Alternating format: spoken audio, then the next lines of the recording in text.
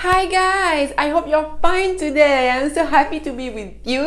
Si vous êtes aussi ravis que moi, merci de liker. Vous savez que ça me fait plaisir et que ça m'aide à continuer. Ça m'encourage vraiment. Alors, pour today's lesson, hier, je vous ai fait un short pour ceux qui ne l'avaient pas vu, vous disant que cette semaine, vu ce qui s'était passé, la thématique du jour serait certainement inspirée de cet événement. And it is the case. Effectivement, c'est le cas. Je fais une petite pause dans la série Je réponds à vos questions, mais je reprendrai dès la semaine prochaine. D'ailleurs, j'ai pratiquement répondu à toutes vos questions. Il me reste une question qui a été posée par deux personnes, deux abonnés.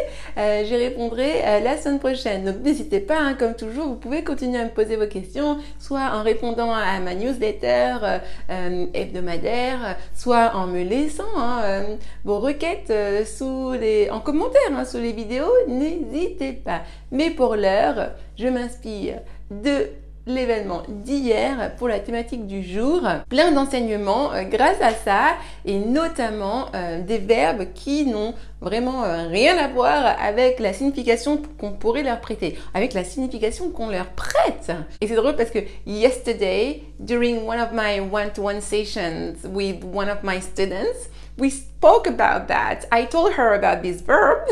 je lui ai parlé de ce verbe hier, voilà, avec l'une de mes étudiantes dans le programme intensif, et donc vraiment tout concorde. Et elle était très surprise. Elle m'a dit mais waouh, Nathalie, jamais j'aurais cru que ce verbe pouvait signifier ça. Du coup, c'est parti. So, yesterday, what happened? Yesterday, I was walking fast because I was in a hurry. Donc hier, je marchais rapidement parce que j'étais pressée. I was in a hurry. And all of a sudden, I bump into someone. To bump into someone, ce n'est pas faire les voitures autotamponneuses. Non, même si ça a l'air un peu imposami. To bump into someone or to run into someone. Là non plus, ce n'est pas courir dans quelqu'un. Non, ça n'a rien à voir. To bump into someone or to run into someone, ça veut dire tomber sur quelqu'un, dans le sens de rencontrer quelqu'un par hasard. Tomber sur quelqu'un, rencontrer quelqu'un par hasard. So, I bumped into this person. Actually, she called me. En fait, c'est plutôt elle. En fait, je traversais, on était en train de traverser sur la route et elle me dit bonjour, elle m'interpelle. Et donc, j'étais pressée, il pleuvait et donc du coup, je la regarde un peu comme ça, mais je continue à marcher parce qu'on est en plein milieu de la route. Donc, il faut je veux bien parler, mais sur le trottoir, on the pavement, un trottoir, ça se dit pavement ou bien sidewalk. Pavement, c'est en British English, ok? Et sidewalk, c'est en American English, pour dire trottoir. Donc on est sur le trottoir, we are on the sidewalk, and we start talking. Et on commence à parler et elle me dit, Nathalie, je vous suis, je suis une abonnée. And I was like, what? Like really? I was so surprised and so happy about that. Et du coup, I asked her, so how long have you been following me? How long have you been following me? Depuis combien de temps me suivez-vous? Et donc du coup, là c'est du present perfect continuous. On utilise le même temps pour répondre. I've been following you for 6 or 12 months. Ok? Je vous suis depuis 6 ou 12 mois. Et ça m'a fait trop plaisir. Et comme je vous l'ai dit, to run into someone, c'est tomber sur quelqu'un, rencontrer quelqu'un par hasard.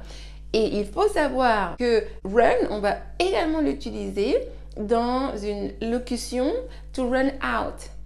Par exemple, ce jour-là, je n'avais plus beaucoup de batterie. Et hier, par exemple, pendant le cours avec mon étudiante dont je vous parlais, je lui ai donné ce verbe, to run out of battery.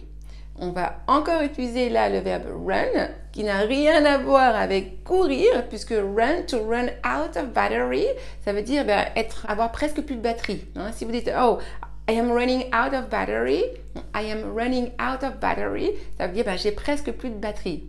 Et je n'avais presque plus de batterie hier pour écrire le nom de cette personne, mais j'en avais assez. So, I had enough battery to write her contact details. Hein, il me restait assez de batterie pour écrire ses coordonnées. Et donc, Marie, c'était un plaisir. On n'avait pas beaucoup de temps. We didn't have much time because she was going back home. I think so. And me, I was going back home too. I had so many things to do. But we will keep in touch. On n'avait pas trop de temps toutes les deux, mais on gardera contact. Et oui, to keep in touch. Hein, garder contact. Donc, je récapitule pour tous ces verbes-là de mouvement qui sont un peu trompeurs. To bump into someone or to run into someone, c'est tomber sur quelqu'un, rencontrer quelqu'un par hasard. Ok? Ensuite, to run out of battery. To run out of battery, ça c'est avoir presque plus de batterie. Ok? Avoir presque plus de batterie. Et deux autres verbes avec run.